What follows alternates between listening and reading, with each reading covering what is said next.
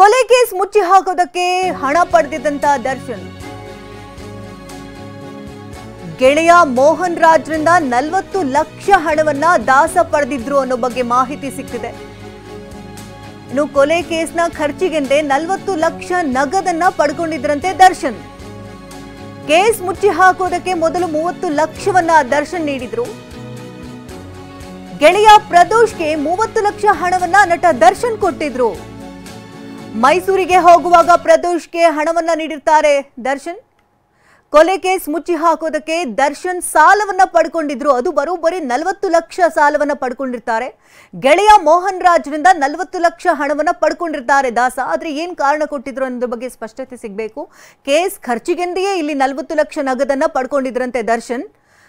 Case ಮುಚ್ಚಿ ಹಾಕೋದಕ್ಕೆ ಮೊದಲು 30 ಲಕ್ಷಕ್ಕೆ ಡೀಲ್ ಅನ್ನ ಕುದುರಿಸಿರ್ತಾರೆ. ಅದರಂತೆ 30 ಲಕ್ಷ ಹಣವನ್ನ ದರ್ಶನ್ ನೀಡಿರ್ತಾರೆ. ಗೆಳೆಯ ಪ್ರದೋಷ್ಗೆ 30 ಲಕ್ಷ ಹಣವನ್ನ ನಟ ದರ್ಶನ್ ಕೊಟ್ಟಿರ್ತಾರೆ. ಕ್ಯಾಶ್ ಕೊಟ್ಟಿರ್ತಾರೆ 30 ಲಕ್ಷ. ಮೈಸೂರಿಗೆ ಹೋಗುವಾಗ ಪ್ರದೋಷ್ಗೆ ಹಣವನ್ನ ನೀಡಿರ್ತಾರೆ ದರ್ಶನ್. ಕೇಸ್ ಖರ್ಚಿಗೆಂದು 40 ಲಕ್ಷವನ್ನ ದರ್ಶನ್ ಪಡ್ಕೊಂಡಿದ್ರು ಅನ್ನೋದ್ರ ಬಗ್ಗೆ ಮಾಹಿತಿ ಸಿಗ್ತಾ ಇದೆ. ಅಂದ್ರೆ 40 ಲಕ್ಷ ಹಣ ಹೇಗೆ ಪಡ್ಕೊಂಡ್ರು ಅನ್ನೋದ್ರ ಬಗ್ಗೆ ಕೂಡ ಇಲ್ಲಿ ಮಾಹಿತಿ ಸಿಕ್ಕಿದೆ. ದರ್ಶನ್ ನಿವಾಸದಲ್ಲಿ 37.40 ಲಕ್ಷ ಹಣವನ್ನು ವಶಕ್ಕೆ ಪಡ್ಕೊಂಡಿದೆ ಗಾಗ್ಲಿಕ್ ಹಾಕಿ. ದರ್ಶನ್ ಬೆಡ್ರೂಮ್ನಲ್ಲಿ 37.40 ಲಕ್ಷ ನಗದು ವಶಕ್ಕೆ ಪಡ್ಕೊಂಡಿದೆ.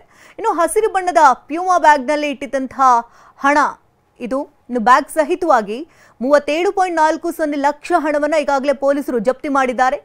ಪತ್ನಿ ವಿಜಯಲಕ್ಷ್ಮಿಗೆ 3 ಲಕ್ಷ ಹಣವನ್ನ ದರ್ಶನ್ ನೀಡಿರ್ತಾರೆ. ಮೇಕಪ್ ಮ್ಯಾನ್ ಮೂಲಕವಾಗಿ ವಿಜಯಲಕ್ಷ್ಮಿಗೆ ದರ್ಶನ್ ಹಣವನ್ನ ನೀಡಿದ್ರು ಅನ್ನೋದ್ರ ಬಗ್ಗೆ ಕೂಡ ಮಾಹಿತಿ ಇದೆ. ದರ್ಶನ್ ಪತ್ನಿ ವಿಜಯಲಕ್ಷ್ಮಿ ವಿಚಾರಣೆಯನ್ನ ನಡೆಸಿದ್ದಕ್ಕಾಗಿ ಆ ಸಂದರ್ಭದಲ್ಲಿ ವಿಜಯಲಕ್ಷ್ಮಿ ಈ ಮಾಹಿತಿಯನ್ನು ತಿಳಿಸಿರ್ತಾರೆ. ವಿಜಯಲಕ್ಷ್ಮಿ ಬಳಿಯಿಂದ 3 ಲಕ್ಷ ಹಣವನ್ನ ಕೂಡ ಪೊಲೀಸರು ಜಪ್ತಿ ಮಾಡಿಕೊಂಡಿದ್ದಾರೆ.